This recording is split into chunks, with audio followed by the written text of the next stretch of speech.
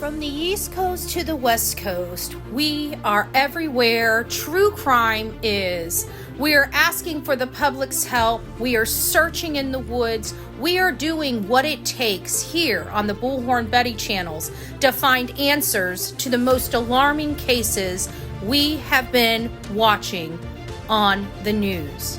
I can tell you personally that I have traveled this entire country seeking these answers and bringing that content right here to you here on the Bullhorn Betty channels and Bullhorn Betty Crime Stories. We are happy with the work that we've done. We brought many answers to the public, and we have defied mainstream media in our pursuit of the truth in these cases. We will continue to work. We will continue to fight for these victims, and we will continue to tell their stories here on my channels. Welcome to the Bullhorn Betty brand of channels and the Coffee Club. Thank you for your love, thank you for your support, and more importantly, thank you for allowing me to bring these victims' stories to each and every one of you, advocating for each of these victims. God bless you, God bless America, and more importantly, God bless our victims.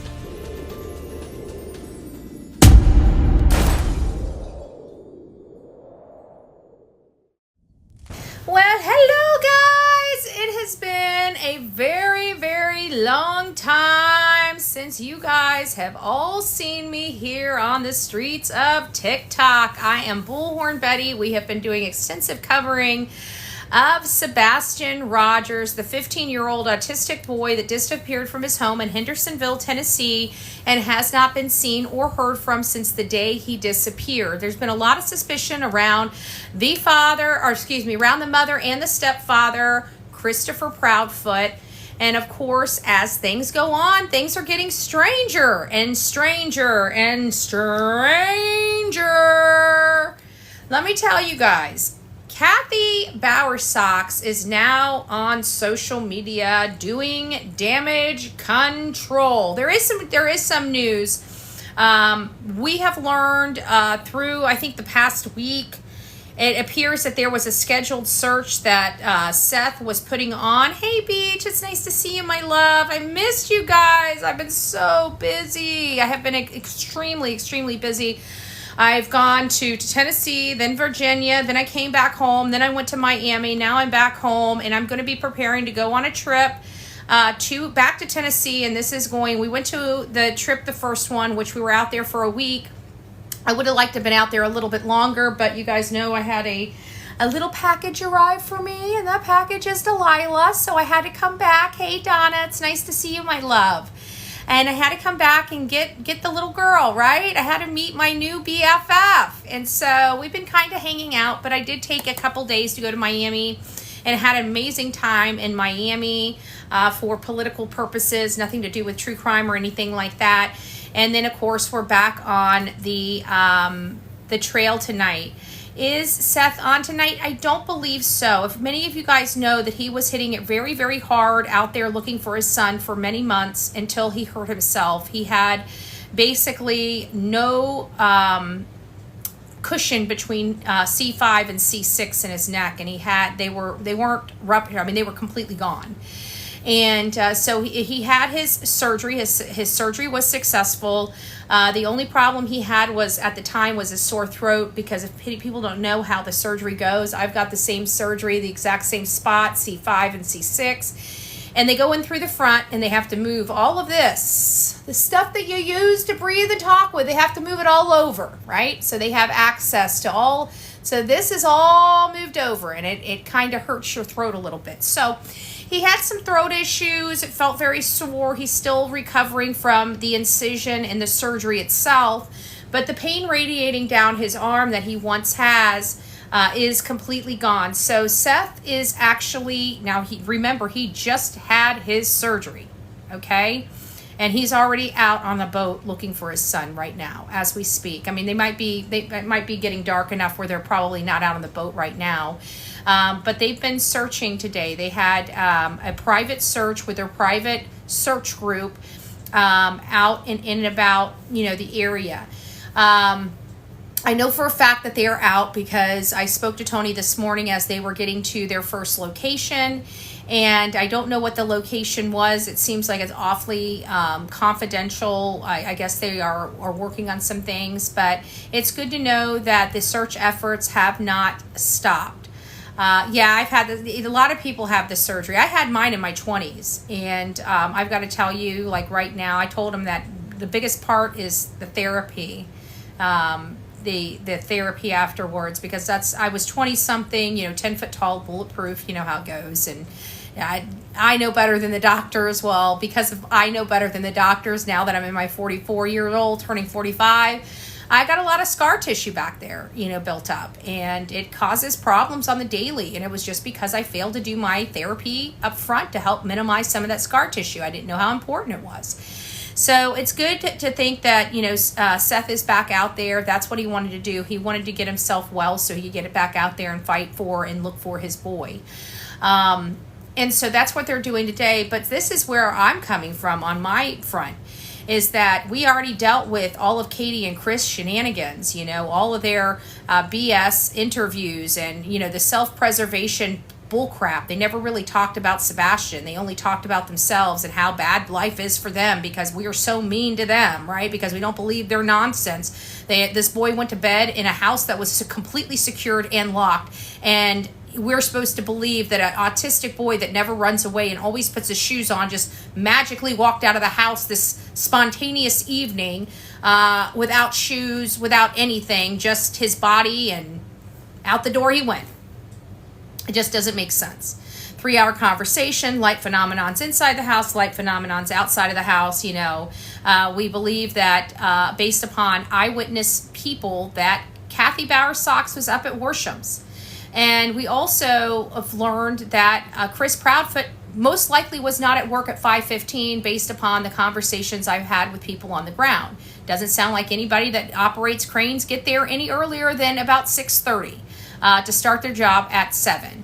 So if he was on that job at 5:15, it is believed that somebody would have seen him. There is people there working, and it would have been highly noticeable if some guy was starting to walk up a crane. Just saying. That's how it was said to me. Nobody saw somebody walking up the crane at 5:15 in the morning. Did it happen?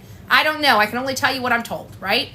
But it's very highly unlikely that he ever got to work prior to his normal start time.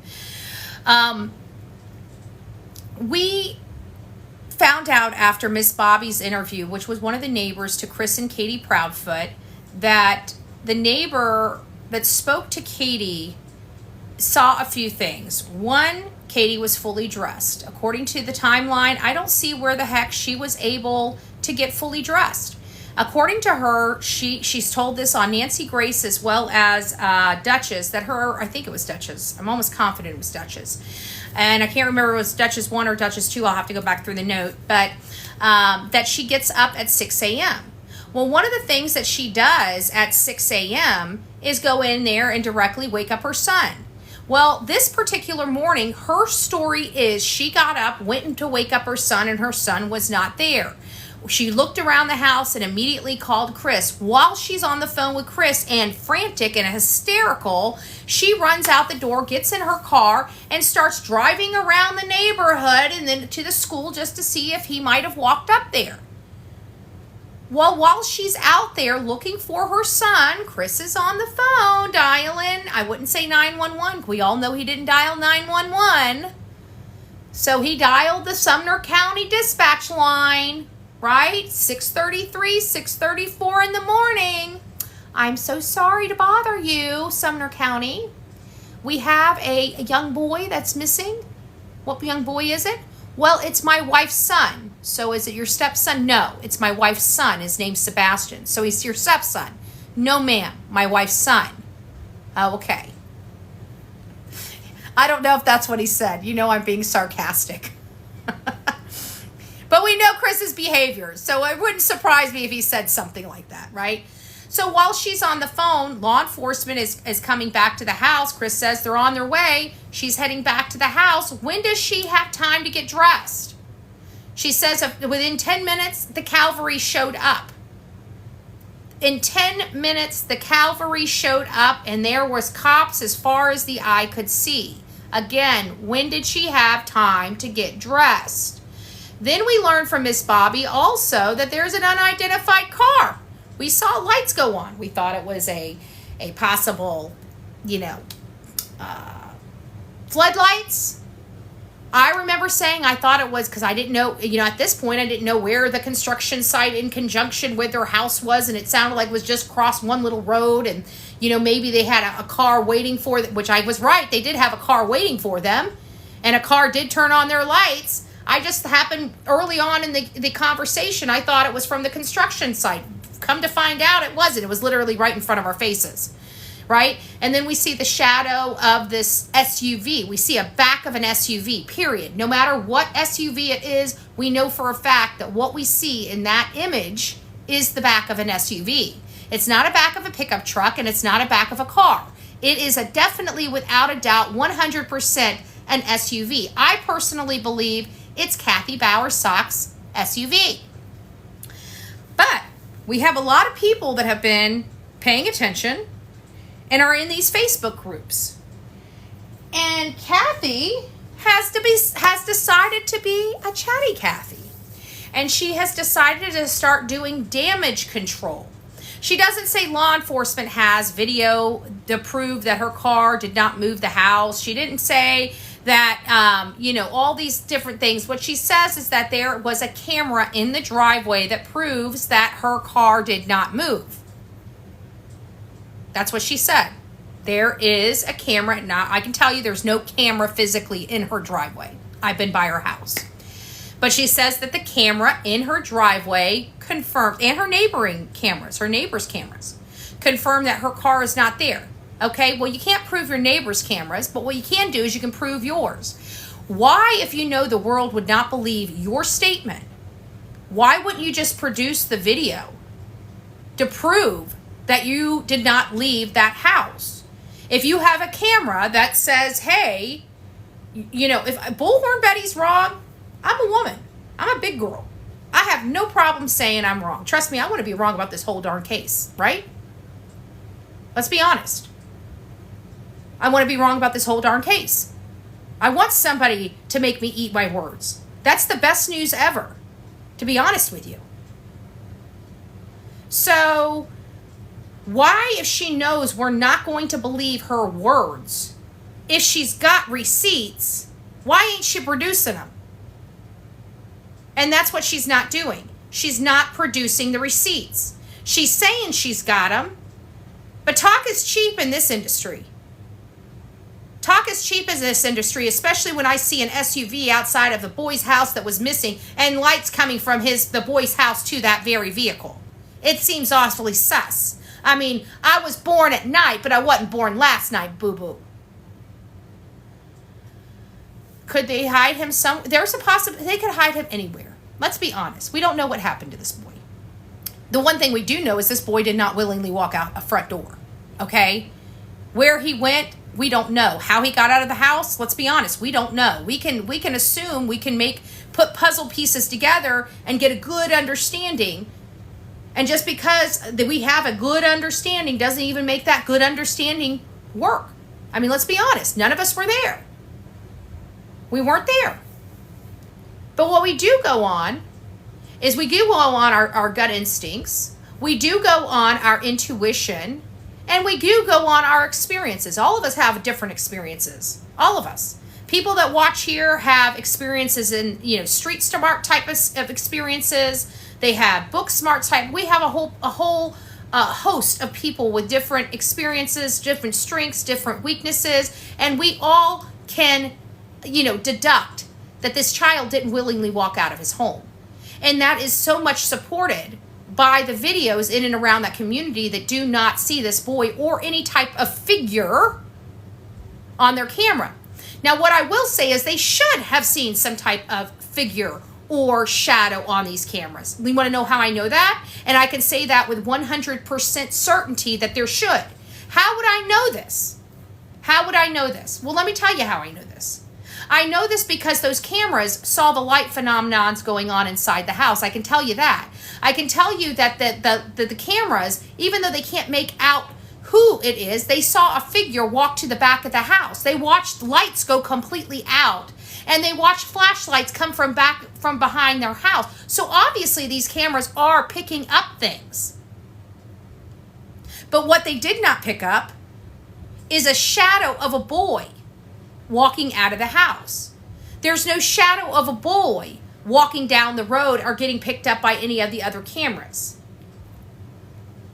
We heard that the dog was a false hit. And somebody let me know that it may have been a false hit for Sebastian. This might be a critical detail that we may have overlooked. Now, I can't say with 100% certainty whether this is true. This is speculative in nature. So it can't be considered fact, but it could be considered rumor, and it's something that you can talk about. And that is whether or not, how do I want to put this? How do I want to put this? So you guys can talk about it. Right? Sebastian Rogers, I'm 100% certain, did not walk out of the house for several reasons, not just the camper or the cameras, and not just the scent. But the scent might not have been his leading to the false hit, but I'm hearing it could have been the home scent. Now, I don't know how they decipher that, and it really depends on what they gave the dog to scent. But I'm hearing that it wasn't Sebastian's scent that they were tracking. And again, it's speculative because we don't know. What we do know is that a dog jumped into a retaining pond for some unknown reason while tracking a scent, or what they believed was a scent, prior to them determining that it was a false hit. I'm starting to believe this might have been word salad, potentially. That the reason why they stated it was a false hit was because they knew it wasn't a hit for Sebastian. It kind of gives you a little creep vibe, because we know that there was multiple dogs that ran the scent. What if they gave each dog a different scent to run with? We don't know if that's true. Could that have been deliberately act to mislead? I think it was, yes, I think it was, but I think it was word salad, kind of misleading. I think there was a hit, but it was a false hit for Sebastian, because I don't know if it was ever a scent for Sebastian. It could have been. You know, this is all speculative. Like I said, it's something that I heard. It's something I'm just throwing out there. I usually don't try to go, unless it bodes in with a conversation I'm having, which this one really doesn't. But I wanted to address it because we're still trying to figure out why a dog that has never dove into a retaining pond followed a scent and literally jumped into a retaining pond. Like, this is pretty significant. And so we were snowballing about, you know, what could this dog hit possibly be? Why are they going into this retaining pond? And, you know, we start theorizing, you know, and that's just basically throwing anything out. You know, me and my team were just back there on the, you know, messenger and just throwing, you know, stuff out there. And I'm like, could somebody have washed their hands? And somebody had brought up, and, you know, we're kind of all on the same thing, but brought up, what if somebody washed off their boots? And I'm thinking, yeah, somebody could have washed off their boots. We did have footprints around the retaining pond. Kind of funny how all this stuff starts going when you start lining stuff up. Now, does that mean this is true? No, it doesn't. Could those have been Katie's footprints, Cathy's footprints, Chris's footprints? I don't know. But we know that there was some footprints around that retaining pond. And we know that this dog jumped into that retaining pond.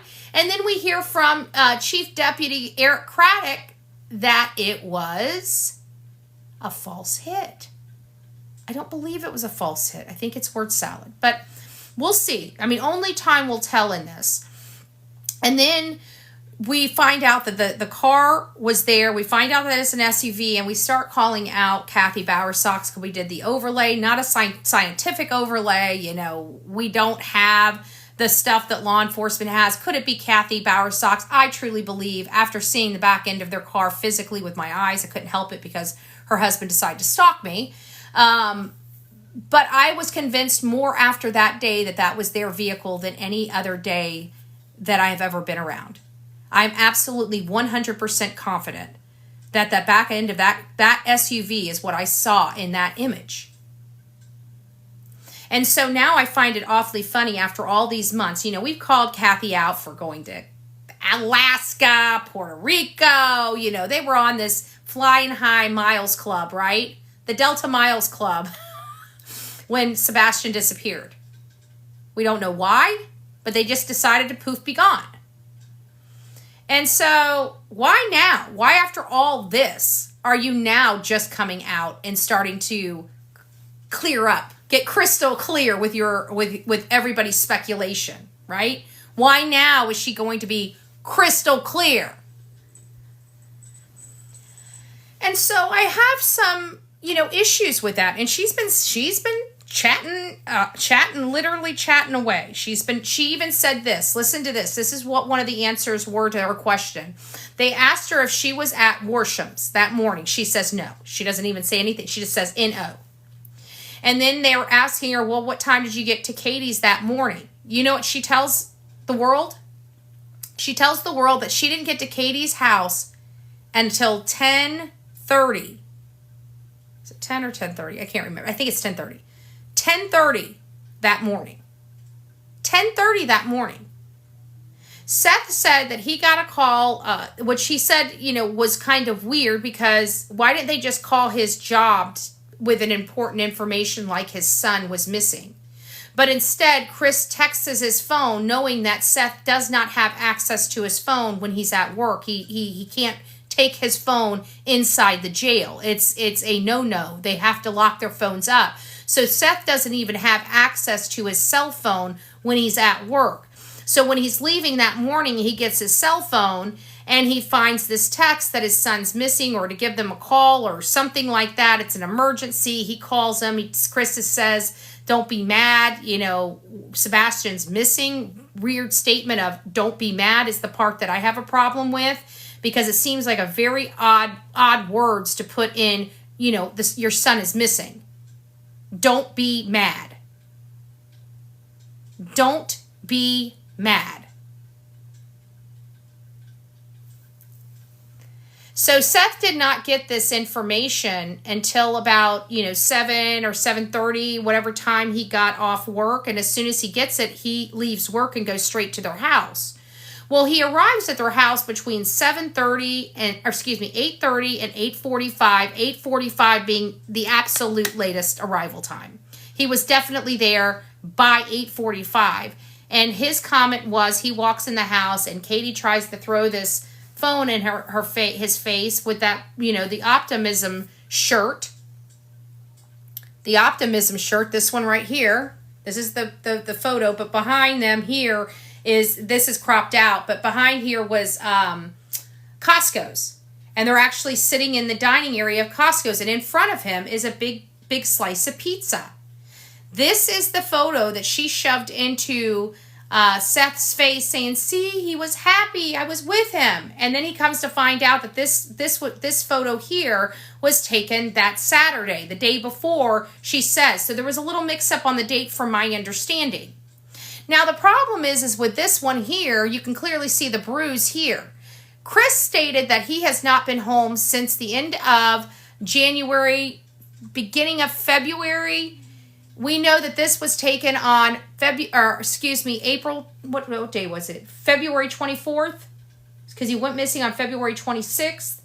And this photo, and then the Sunday was February 25th. So this would have been February 24th that this was taken. So there's no way that anybody else could have put that on his neck other than Katie Proudfoot, in my opinion. He hasn't been anywhere or around anybody. So we can clearly see the shadow of his face right here which tells us that the light was coming from this angle right here, right? We know the light was coming from kind of a diagonal by the way the shadowing is. So this right here is a bruise, not shadowing. You can see clearly the shadow of the face, and that is not part of it. So that has always caused me concern because I didn't catch on to that right away.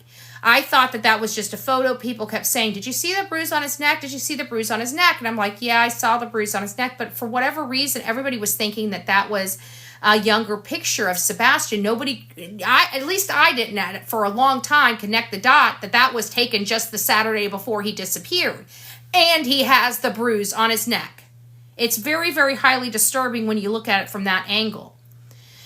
So we have a lot of problems with this, and then we have that car, and now we have Cathy Bowersox engaging in self-preservation type of tactics, and basically saying nobody's going to believe her because we got these money-sucking, greedy content creators that just want to suck the life out of our family. I think she was referring to me. Hi, Cathy Bowersox. My name's Bullhorn Betty, and I'm not really a money-hungry person, but I will tell you, I'm coming after you and your family for what you guys did to this boy. You guys all know something, and here's why I know that. Here's the secret sauce as to why I know that.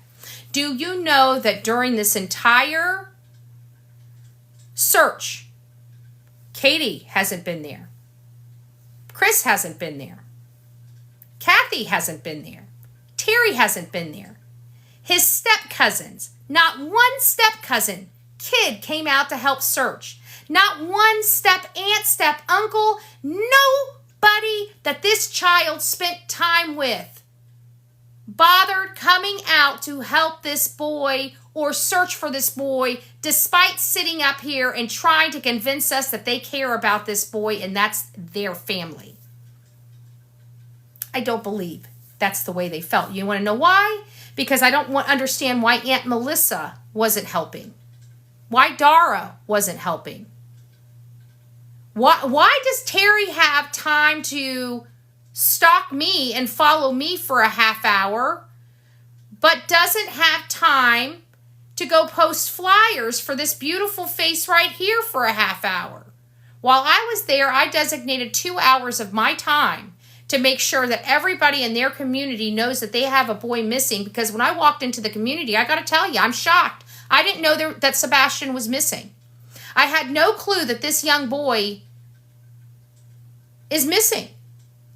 The neighbors that he lives around, they didn't have any signs. They have no green lights to honor this boy. They have no ribbons to honor this boy. They didn't do nothing for him. You know what? As a matter of fact, the neighbors, they want their privacy back. You know, the neighbors, they don't want a missing boy in their community. So what do? They act like there is no missing boy, right? These are people with money that can't even afford a green light or a ribbon in his honor if they don't want to put a sign in their yard. And you know what's even more funny is I bet if it was their child or their grandchild, I bet you that community would look a lot different.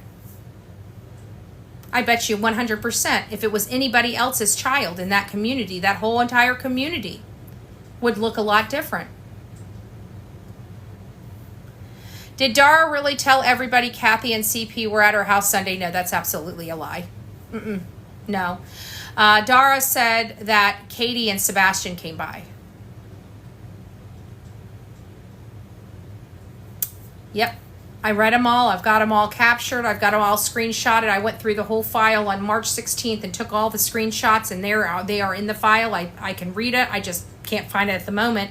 But I know we've gone over it several times on this channel, and all these are converted and put over on YouTube, so they're captured. So you guys can always go back to your TikTok, my lives here on TikTok, over on my YouTube channel. Because we all know TikTok doesn't retain these lives. So I download them because I do a lot of work on this, and I want you guys to be able to go back and preview them if you guys need to preview them. I think it's really weird that you guys have to screen record on a live just to be able to listen to me later. That seems like it's, it seems like there's a better way to do this on TikTok. So since I can't find a better way of getting these lives onto my channel here, I just pull them off and take them over to YouTube. So you guys will never miss it. But we have talked about Dara. We've talked about Dara. I've looked into her. She seems like a nice lady. I don't know what her relation is to Cathy, but I heard she's some type of family, but I couldn't see the connection unless there's a different type of connection I'm not seeing. But either way, Dara's original statement was that Katie and Sebastian went to her house just for a few minutes. Did they check the camper at the RV park? I don't know. I can tell you that it doesn't appear that they have done any forensics at the house. From the best of my understanding, they're not answering whether they've done forensics. I have to think if they did forensics. But you know what? 2 weeks. Now that I'm thinking about this, there was one thing that Miss Bobby said. Miss Bobby said that about 2 weeks later, 2 weeks after Sebastian went missing, they, being law enforcement, came back to the house at around 10 o'clock to do some reenactments of what happened that day. And they did it on the same exact day that Sebastian, all these things happened and stuff like that. So I'm kind of thinking that it could have been possible that they did the forensics then and people just thought that this was part of the reenactment because they didn't know what a forensic test looks like, where they black out all the windows, and they can black them out from the outside or the inside, but they typically black them out on the outside of the house because you never know what's on the inside of those windows and you never want to take valuable evidence away. And that's why they do it on the outside of the house as opposed to the inside of the house. So I'd have to think that this type of testing would be ultra noticeable to the neighbors. And so far, I haven't heard any neighbors talk about the windows being, basically plastic bagged, because it looks like black plastic garbage bags that they tape over the windows. And it's a process, and it's a painstaking process. When they do the forensics, they literally comb through everything. It takes many people and a very good plan, but they're all taught, the way that all this is done. So they all start in this, they work their rooms. So it does take a lot of time, and there's a lot of hands in it, but it's a lot of evidence collection, bag and tag. They're not, typically they're not testing the stuff other than seeing if there's like presence of blood, those type of normal testings or things like that. But they don't do typically any forensics testing there on site. Their only job is to get the evidence, organize the evidence, bag the evidence, and tag the evidence, log the evidence, and transport the evidence. Everything else is done at the forensic facilities, the testing facilities, the law enforcement offices. They're just basically bag and taggers. And that's what they do. And they take a wealth of photographs. They take a wealth of measurements. It's a very painstaking process that there's no easy way to do it other than just to do it very detailed and methodically. That's it. And so far, I haven't heard any neighbors describe this collection or these bags coming out or, the evidence and stuff going in. You don't hear any of this from the neighbors, which is what's leading me to believe that they still have not done forensic testing in this house. And I just want a clear answer as to it doesn't go to the integrity of this investigation. And I just want to know the answer. Have they done it or have they not done it? And I feel like the reason why they won't tell us is because they know that we will all be enraged with their answer if they have not done it. And I want to know. Because there's a 15-year-old boy that needs justice and needs to be found. The last time I talked to this boy's father, Seth, He informed me that this is his only son and he needs his son home. He needs to bring his son back home safely. And that is his only focus right now, is to bring his son back home safely. Why would they do forensics in the house? He lives, because Delta, there's a lot of stuff that can be found. You don't know what type of bodily fluid is in that house. You don't know what, we believe that something happened. Me personally believe that something happened to Sebastian inside his house. I believe whatever happened to him happened inside his own bedroom or in the living room of his home. That's me personally. And what will that show? It'll show things like blood splatter, or it could show maybe some bodily fluids like urination or defecation that may be associated with an unaliving. People don't understand, whenever you are deceased, your bladder's a muscle. Okay? When you're not there, all that is released. It sounds very disgusting, and unfortunately, that's just how the body functions. When you're alive, your muscles hold, all of that you eat and drink in for you. And when it gets full, you feel a sensation and you know to use the restroom. And you, as a child, you don't have those muscles built up. That's why you have to wear a diaper. And as you get a little older, you get potty trained, right? And you learn what those muscles do, and your body starts controlling those muscles without your knowledge. But once that is done, your body, I'm a nurse and I see this more often than I want to. And there you have it. That's why it's so important for forensics. It's not about whether his DNA's in the house. Of course his DNA's in the house. It's about evidence to find out what happened to this boy, and you're not going to find it without DNA or without forensics. You're not going to find anything without forensics, because we need to find out what happened to this boy. Is there evidence of him being, moved or drugged? I mean, you there's latent stuff. Your body's leaving latent stuff all over the house, especially if you are deceased. You are dropping dead skin cells. I mean, there is a lot that can be had with forensics. That's why it is absolutely so important to have the forensics done, and to have the forensics done predominantly in his room at this point. But God knows what they're going to find out throughout the house. I truly believe Chris and Katie were not happy, and they fought a lot physically. And I bet it would probably prove some of that as well.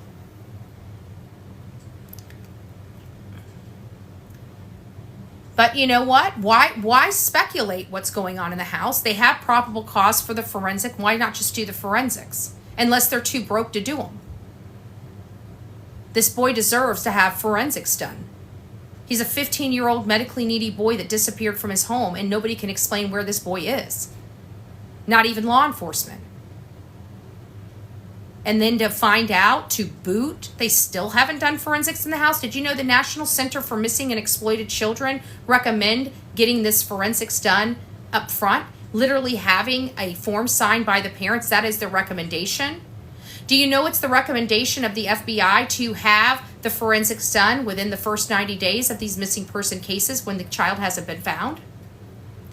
We are 5 months in, so if we find out that Sumner County has not done forensics, don't you think we should find out why they're not doing forensics? Is it because Chris and Katie didn't sign off on it? And if so, why didn't they go to the court and ask them for an order of the court to do forensics in that house? They do have probable cause. Probable cause is one of the lowest men on the totem pole. Just about anything a law enforcement agent could get probable cause for. This is a bedroom at minimum that they could have probable cause for, because this is the last place this child was seen. It was the last place the child was seen. And he was seen by his mother. His mother puts him inside of his bedroom, inside of their family home, when he disappeared. That should be all law enforcement and the state attorney needs to get probable cause for forensics.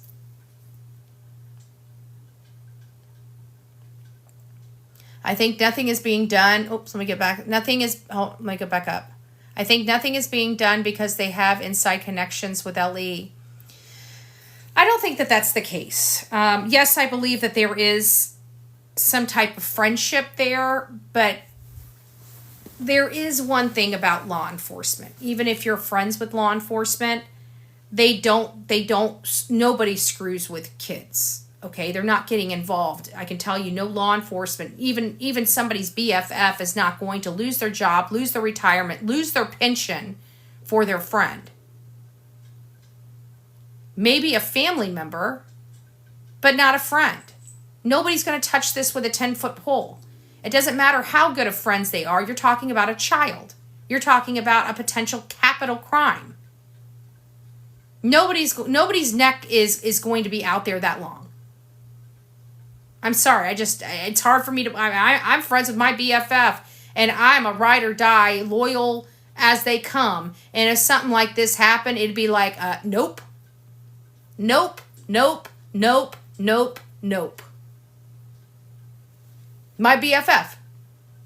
Like, I would literally take a large caliber bullet for my BFF. And this is one thing I would not touch with a 10-foot pole.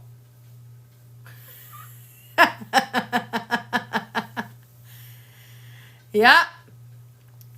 They're going to just, I don't think they're going to get away with it. It's just, this is Tennessee. They just do laws differently. I don't like it.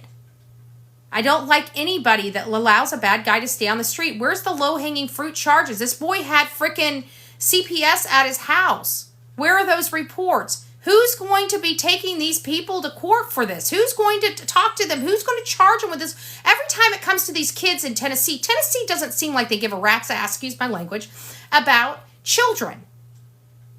None of their laws are children focused. It seems like parents can allow their children to live in squalor, in filth, with roaches and rats, and they're still not being removed. Children can be abused by their parents, and it's like it's an act of freaking, God just to get the child removed from a home. I find it awfully suspect that in Summer Wells' case, we had CPS literally at their house the day before she disappeared. In this case, we have CPS at their house 30 days before this child disappears. What are we paying CPS for if they ain't doing their job and removing these kids to save their lives? CPS was involved in both of these cases before these children disappeared. Nobody in this state is properly trained in squat. It's time to get rid of the top brass. It's time to get rid of the top brass, y'all. Tennessee, it is a voting year. Vote. Get your butts out there and vote. Whoever's running these things, your law enforcement, if you're not happy with them, we need law and order in Tennessee. That's all that needs to be had in Tennessee right now. Law and order. It's time for you guys. If you guys don't want to vote for the president because you can't decide, fine, skip them. But you need to be voting for good law enforcement in your state, because I got to be honest with you. People like me are getting sick and tired of having these children disappear. And we know the parents are doing something, and law enforcement can't prove it, and they ain't throwing these parents in jail for the atrocities they did to them prior to them disappearing. That's low-hanging fruit. You can get them. Don Wells and Candace Bly should have been in jail years ago for negligence and endangerment of all their children, including Summer, but not including her disappearance. But they never charge them, yet they have every single kid on the state's tit right now, and not one criminal charge against either one of those parents. That I find wrong. If you're going to be able to remove those children from a home, you should be able to charge the parents, because they deserve due process. And if you can't charge the parents, you should be required to give the kids back. And if you don't want to give the kids back, guess what? Then it's time to start charging the parents. Because I'm getting sick and tired of these parents being able to do these horrible things to their children, teaching them this life of squalor and filth. No food, not clean, just filth. And Tennessee's like, okay, well, we'll just take the children, no big deal, since you can't take care of them, We'll only charge you $10 a month for each head. Just hand them on over. What?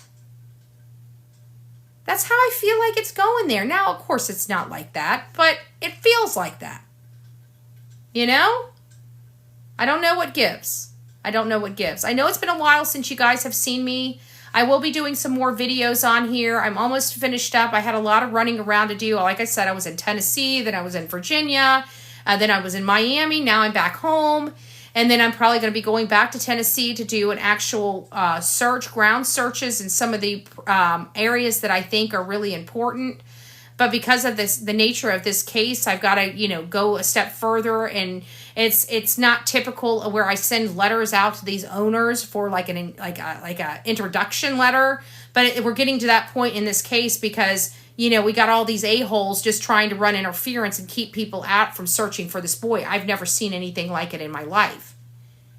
And they're trying to justify it, which is sickening to me. So we're going to be getting out there. I know that there are people right now searching, but one people that aren't searching are the Bowersox, the Proudfoots, and law enforcement. So I don't know what to say. If you guys would like to watch this, don't forget that I do have channels on YouTube. It's Bullhorn Betty and Bullhorn Betty Crime Stories. This right here, this live here, in about an hour or an hour and a half, maybe 2, it should be uploaded onto my YouTube channel for those that missed maybe the beginning or whatever, and you want to hear what I have to say. Please consider subbing up to those channels. Please consider sharing me around to your friends here. I try to get as much accurate information as possible, and I know that this case has been hard and it's pulled on our heartstrings, and I don't want this case losing traction because this boy still needs to be found. And Seth literally just got done with surgery so he can get back out there in the field and search for his son. And he is literally fresh off the freaking surgery table. And he is back out there searching for his son. It's just, I pray to God he doesn't overextend himself and cause damage to that new surgery he just had. But he's feeling better and he wants to find his son. Certainly here on True Crime, on all of our platforms, we can definitely be supporting that. And I don't know when he's going to do another live. I know he does. He's been trying to put some videos up and trying to keep, Sebastian's name out there. He did that because he's just tired of people trashing him, trashing his son, making a mockery of his son's case, and he just wants to take his power back. He wants to take his power back. He wants the narrative to be right when it comes to his son. He wants the information to be free-flowing, but the right information to be free-flowing. I'm absolutely helping him 100% and supporting anything and everything that he wants to do related to his son and the avocation for his son. So we'll be doing some more. I'm hoping that it sounds like Seth is going to be doing lives. I don't know what his schedule is going to be. It's not going to be an everyday thing or anything like that, but you're going to want to sub up to his channel as well. I wish I had his channel name here that I could get to you, but when we do a live on my YouTube channel, I promise you my mods are very good about putting his YouTube channel in there, and you guys want to sub up to Seth's YouTube channel. He's going to be having information, and let's be honest, if anything's going to be breaking, it's going to be breaking on his channel before it's breaking on anybody else's. So you're not going to want to miss that opportunity to be first in line to hear what is going on. I'm subbed up to him. I definitely enjoy speaking to him. I don't get like everybody's like thinking I can just pick up the phone and call the man, okay? Nobody has access to him like that. If you need him, you can reach out to Tony, Tony has been kind of the gatekeeper, and I'm glad he has been because it really has calmed down a lot of the stuff that's been going on online. If you notice, things have been a lot more calm. Things have been more focused. Things have been, stated in such a way that it keeps everything about Sebastian, and I'm really thankful for this. I just feel like it's really been beneficial. Now, is it going to stop people from talking smack? Of course not. It's never going to, right? People are just going to be people. All I ask is that everybody, please just be kind to one another. That's my drumbeat because I have dealt with so many years of being bullied on these platforms that what purpose did it serve? It served no purpose. And I just feel that we are just better than this. I think this community here on TikTok is better than this. There was getting things a little crazy. You guys know I don't deal with the drama. I don't like the drama. I will block the drama in a heartbeat. I don't mind telling anybody to go take a hike. I don't want the crap in my life. So that was kind of a little bit of the hesitation of why I didn't come on here. You know, I really don't need this platform. Honestly, this is a platform that I use literally to advocate for these people to get these cases and these faces out to more people. It's not a platform that makes or breaks me by any stretch of the imagination. It's just a platform that I utilize to help advocate. And when people are starting to attack me for avocation, you know what? You guys can take a hike, you know? So I step back a little bit. But at the end of the day, these cases still need avocation, and I still need to be advocating for them because there's nobody that advocates for these cases like Bullhorn Betty. I'm not saying anybody's worse than me, but let's face it, I'm pretty bold. I say things, and I really don't care what people say. You can attack me, you can bash me, you can say horrible things about me. It shows your character and integrity and not mine, and I have no problem. Things roll off my back like a duck. People's opinion about me really doesn't hold a lot of weight with me, you know, because at the end of the day, it's not about me, it's about these cases. And sometimes these cases, you know, I can deal with being a jerk or an a-hole than you know, not having what it takes to deal with some of the crap that goes on. I just feel for this family. I feel for this boy. I feel that he's out there somewhere. I'm praying to God, you know, the best day in my life in this job is being wrong. So if you guys think I care about being wrong, me being wrong means that somebody is happy and healthy. I prefer being wrong every single day of my life. I will continue to say that every single day of my life. I want to be wrong about this case. I want to be totally wrong about this case. And I pray I am. But unfortunately, things are just not boding in that direction for me. We're going to keep working at it, but just keep remembering to keep Sebastian and Seth in your prayers because, again, we all know Seth literally just got off the operating table, and he's out there searching for his son. So I just want to say that. You know what? Chris and Katie have never done that for their son. Never, not once. Never, not once. We can't even get them to pull a single dollar out of their wallet for this boy. Not one single dollar. They don't care. And they'll never be able to convince me that they do. But you guys need to watch Cathy Bowersox's behavior on all these Facebook channels. She's starting to do damage control. So if you guys see some of this stuff, some of her statements, now I've already gotten quite a few that came up to this today, but you guys see any more, send them to me. Send them to bullhornbetty@gmail.com. bullhornbetty@gmail.com. I started seeing behaviors I wanted from Cathy. I wanted these behaviors from Cathy, but it's taken me a little while to get under her skin to make her react. But I do believe we are on the right track, and she's exhibiting the right behaviors that I was looking for. So she's in a damage control phase. So I'm hoping, this is the only thing that I hope that she does if she's being truthful, which I highly doubt. Produce the videos. Produce the videos of your car never leaving your home. You say you got them on video. You say that there's proof on your video. Where are they?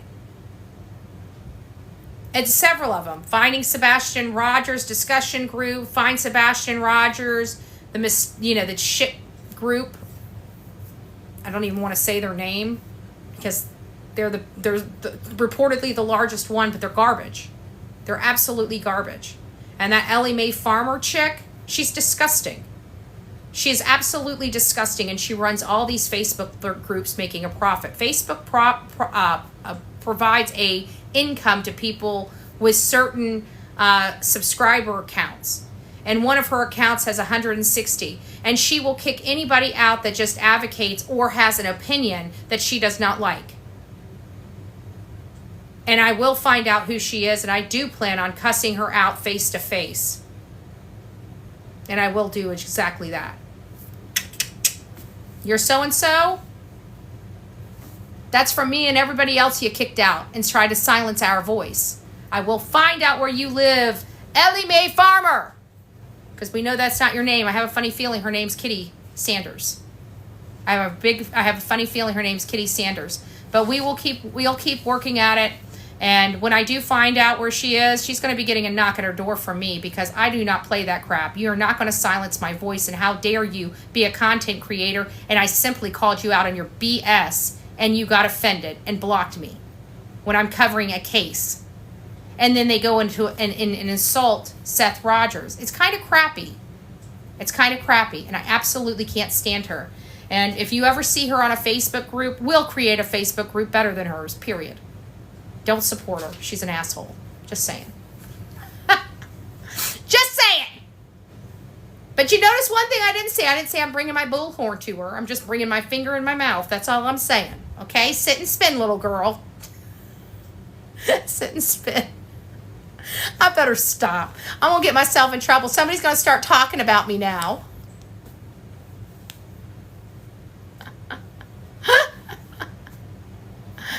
Oh, good gracious, good gracious. Lots of a-holes on this app. Well, you know what, to be honest with you, on TikTok, I usually don't have a problem. But, you know, there was a few bad actors on here. And it's like, you know what, I don't deal with that crap. You guys don't understand. I will cut you slap off. You know, I don't deal with it. You guys want to be nice, I'll be nice. You guys want to be jerks, sayonara. The only people losing out is you. Right? So it's just one of those things. But I'm happy to be here. I'm happy to see all you guys chatting in the chat box. And I hope you guys, you know, come over to the YouTube side every now and again and say hi. It's just that I don't like it. The only thing I don't like over here is like the videos. I can only do 10 minutes. You know, the lives, you guys, we could sit here and talk for an hour and you guys will never get to see it again. It just kind of sucks. You know, it just kind of sucks. So I just, you know, I come over here because I like the green screen back here, and it makes it a little easier for some content over on YouTube, I have to be honest.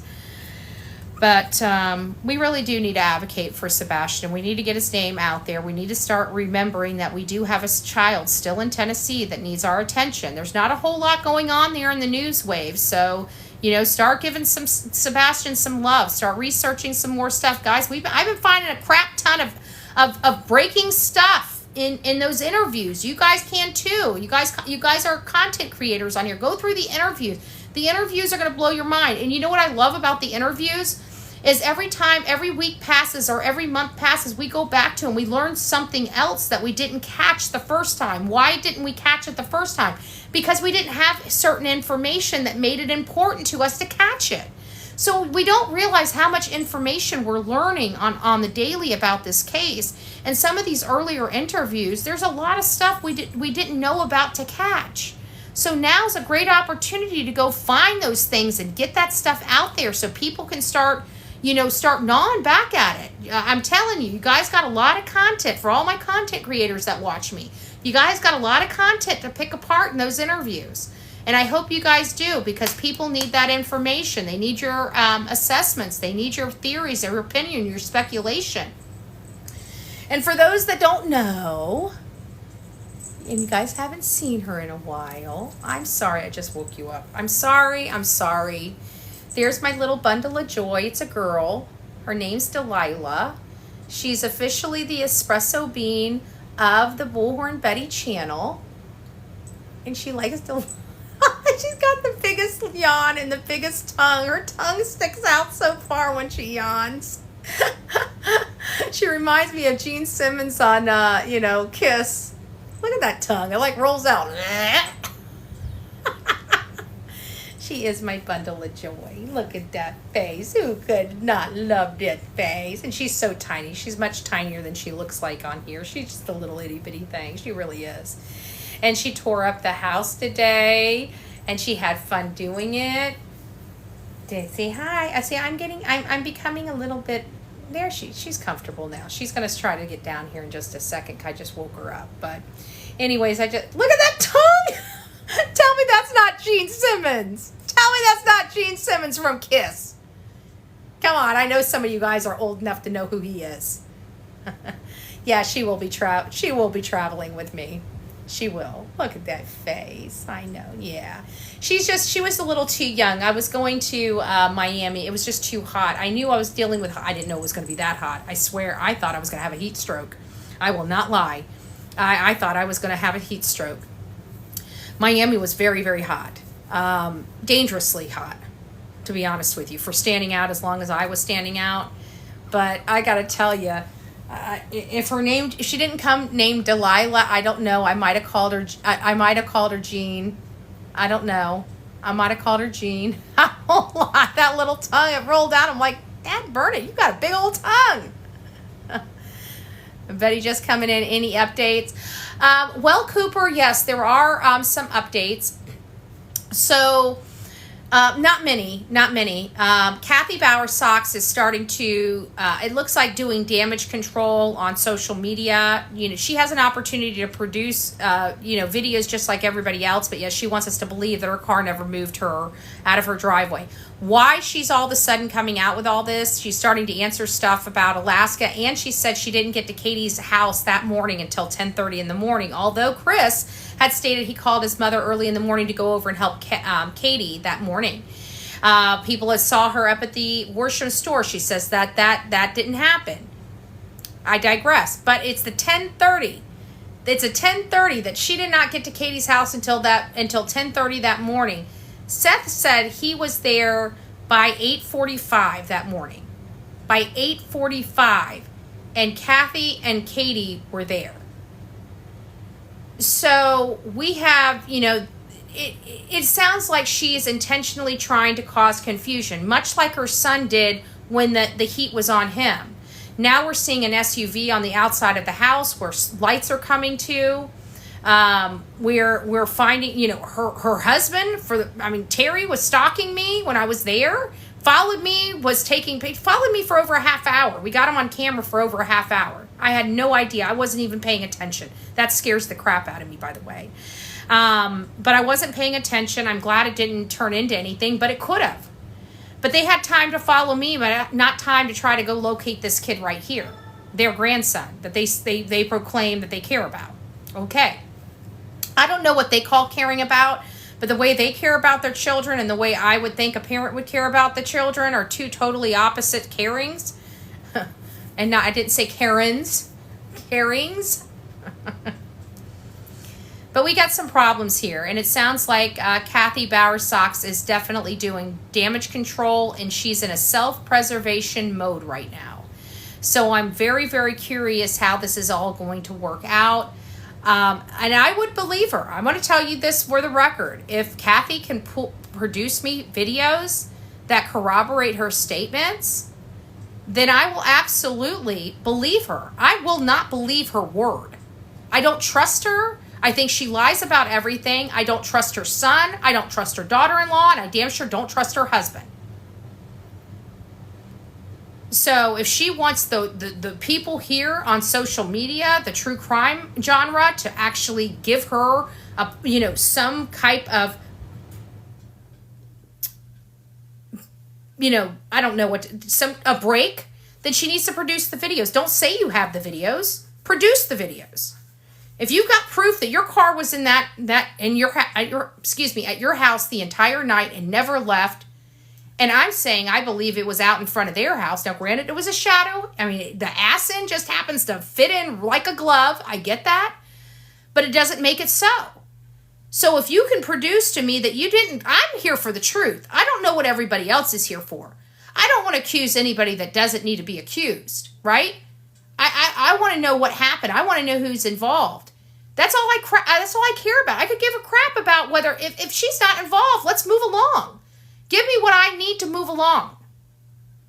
The problem is I asked for this from Katie. I asked for this from Chris. They wouldn't help me. Right? And the leads, the evidence and the leads are leading where it's leading. I have no control over that. Cathy is now telling us that she's got proof that she was home and her car never left. Okay, well then if you have the proof and you don't mind telling the whole world you have the proof, pony it up. Pony it up. Because let's face it, we all have Ring doorbell cameras and we all have Blink, right? You got proof? I love the name. Great name, by the way. That cracked me up. And we all know how easy it is to delete. To delete, right? Do I have link on here? I probably don't. I probably didn't put it on this phone because I never use it. I mean, I do use it. I just use it on my regular phone, not this one. I don't have it. I was going to show you how easy it was to delete. So, we have problems. We need receipts. Thank you. We absolutely need especially if she says she's got them. I mean, her absolute word. Let me see if I can find it again. I know people, I've got already 1,000 emails back in here, but let me see if I can find the ones that had the stuff. Hold on. Because we went over it today. Here it is. Bowersox talking on Facebook. This is what it says.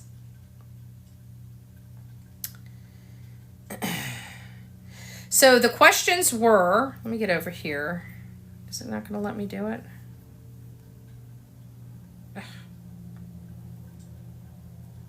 Okay, let me find the right one. So the questions were, can you tell us if you were at Worsham's the morning Sebastian was reported missing? 2, what time did you arrive at Katie's house in the morning Sebastian was reported missing? And 3, finally, the Alaska question, why did you guys drive all the way, then take a private jet at the border? Why not fly the whole way commercial airline? Thank you and praying for Sebastian to be found. Cathy says, no, she was not at Worsham's. And big old nose. I don't know if you guys could see it. She puts it in big letters and an exclamation mark. And then she says, for what time did you arrive at Katie's house the morning Sebastian was reported missing? And she says, after 10:30 a.m. After 10:30 a.m.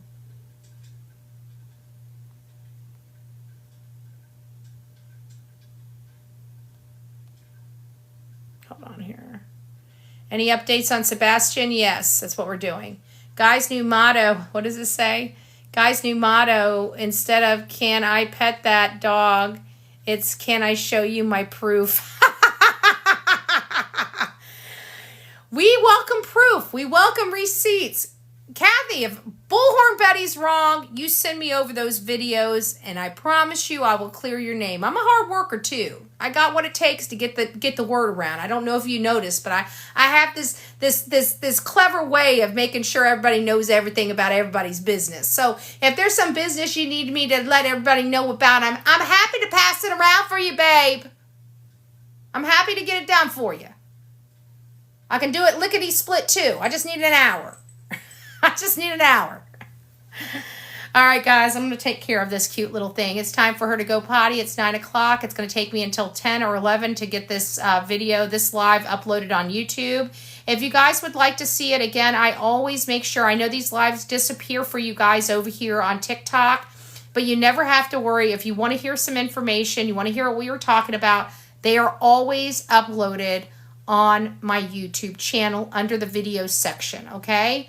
So just go over there. You guys can watch them. I even have a whole entire playlist of Sebastian Rogers. You can literally follow this case from the beginning to where we are today. And I hope you guys check it out because this is an important case to me. I want to know what happened to this young boy here because I really believe something bad happened. And as a military, my family is military family.